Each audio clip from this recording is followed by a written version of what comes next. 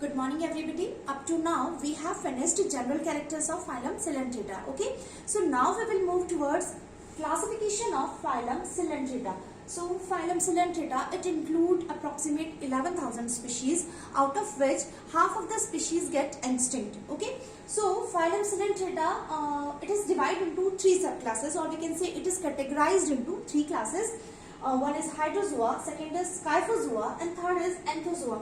So first of all, we will discuss what is the base of classification of phylum Coelentera. Okay, यानी कि किस आधार पे phylum Coelentera को इस तरह से तीन क्लासेस में विभाजित किया गया है.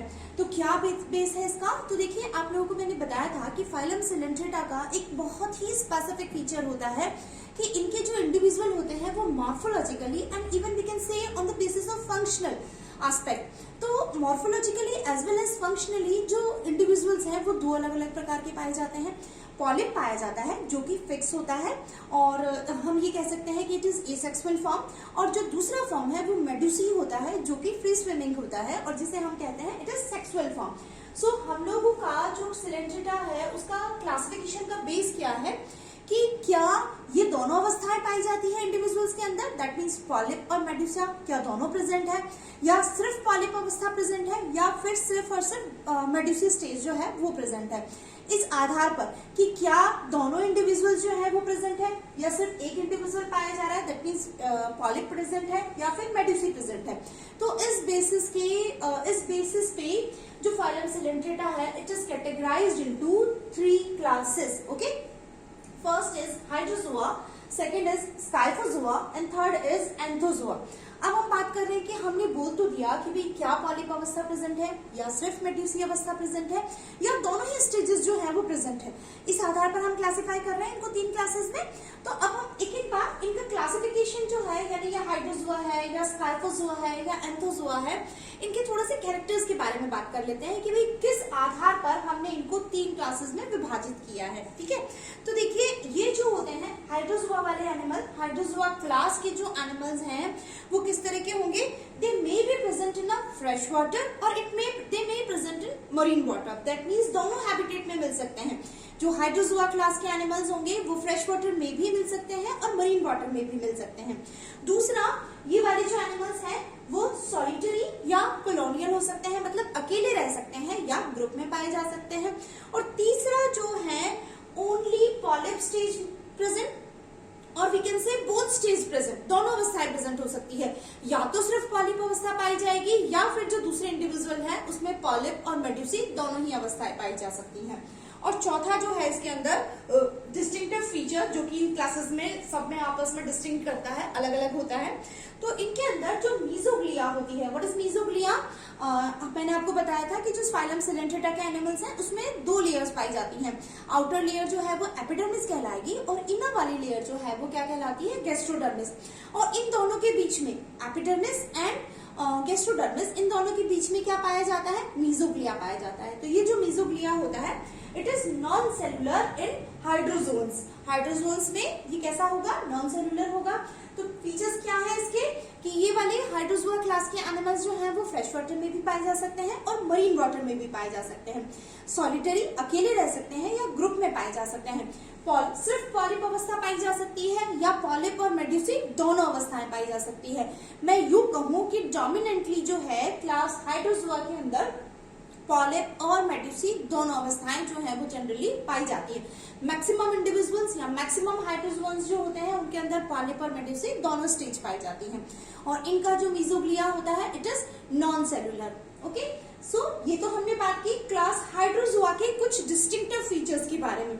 अब देखिए, सेकेंड जो है Scyphozoa, क्लास सेकेंड Scyphozoa, हम इन्हें स्काइफोजोन्स भी बोलते हैं. इनके जो एनिमल्स हैं, they are also known as scyphozoans. Okay, तो जो Scyphozoa के एनिमल्स हैं, they are exclusively marine animal. That means वो सिर्फ और सिर्फ कहाँ पाए जाएंगे? समुद्र में ही पाए जाएंगे. और दूसरा, ये जनरली जो स्काइफोजोन्स होते हैं वो सॉलिटरी फॉर्म में ही पाए जाते हैं, कॉलोनी में नहीं पाए जाते हैं. क्लियर? तो पहला फीचर क्या हुआ? They are exclusively marine and they are solitary in nature, मतलब समुद्र में पाए जाते हैं और हमेशा अकेले मिलेंगे, ये है ना, ग्रुप में नहीं पाए जाएंगे.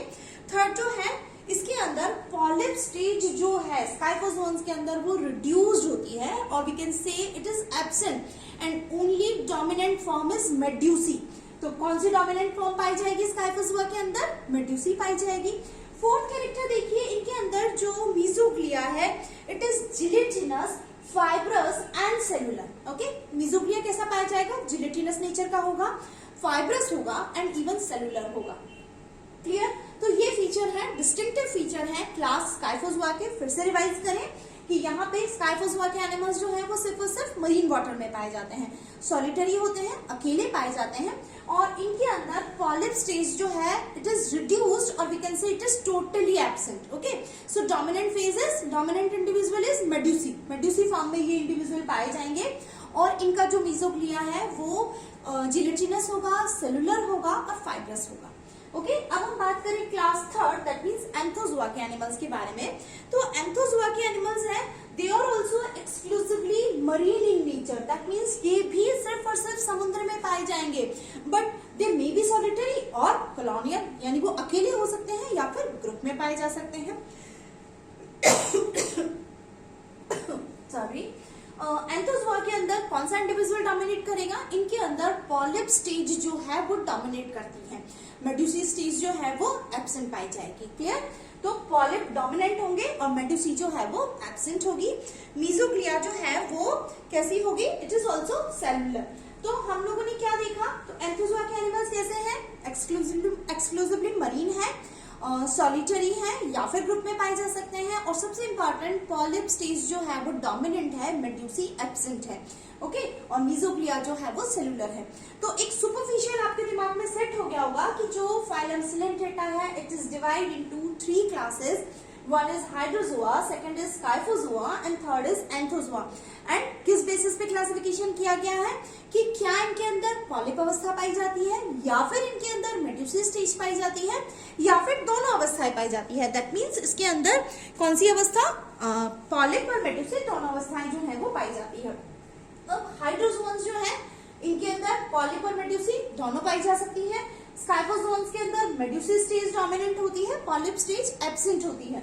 एंथोज़ोआ के अंदर पॉलिप स्टेज डोमिनेंट होगी और मेड्यूसी जो है वो एब्सेंट होगी। Okay, so a class Hydrozoa जो है it is further categorized into 5 orders. कौन कौन से हैं? Example is one is Hydroida, second is Trachylina, third is Hydrocorallina, fourth is Siphonophora, fifth is chondrophora. Okay, so class hydrozoa it is categorized into 5 order, 5 order में विभाजित किया है। हाइड्रोइडा, ट्रैकिलिना, हाइड्रोकोरिलिना, siphonophora, chondrophora, all these. और examples क्या क्या होंगे इनके? Hydrozoa के हाइड्रा पाया जाएगा इसके अंदर, उसके अलावा जो है इसके अंदर ओबेलिया पाया जाएगा। सिंपल एग्जांपल अगर मैं देखूं तो हाइड्रा होगा, ओबेलिया होगा, ट्यूबुलेरिया होगा, बॉगनविलिया होगा, है ना, पेनेरिया होगा, पेनेरिया। ठीक है, so these are examples of hydrozoans. ये हाइड्रोजोन्स हैं जिसके अंदर पॉलिप स्टेज जो है, कुछ में सिर्फ पॉलिप स्टेज पाई जा रही है और कुछ में पॉलिप और मेड्यूसी दोनों पाई जा रही है। फॉर एग्जांपल हाइड्रा के अंदर only polyp stage is present और ओबेलिया के अंदर polyp as well as medusi stage is also present. ट्यूबुलेरिया, इसमें भी दोनों अवस्थाएं हैं, पेनेरिया है। तो ये हाइड्रोजोआ है। स्काइफोज़ोआ जो है जिसके अंदर डोमिनेंट फेज कौन सी होती है? मेड्यूसी। और पॉलिप स्टेज जो है इट मे बी रिड्यूस और it may be totally absent. So class second Scyphozoa it is further categorized और classified into 5 orders. One is Stauromedusae, second is Cubomedusae, third is Coronatae, fourth is Discomedusae and fifth is Rhizostomae. Okay, तो scyphozoans जो हैं वो 5 order के अंदर classify हुए हैं। स्टारोमेड्यूसी, क्यूबोमेड्यूसी, कोरोनेटी, डिस्कोमेड्यूसी and राइजोस्टोमी, ये 5 ऑर्डर्स हैं क्लास सेकंड स्काइफोज़ोआ के।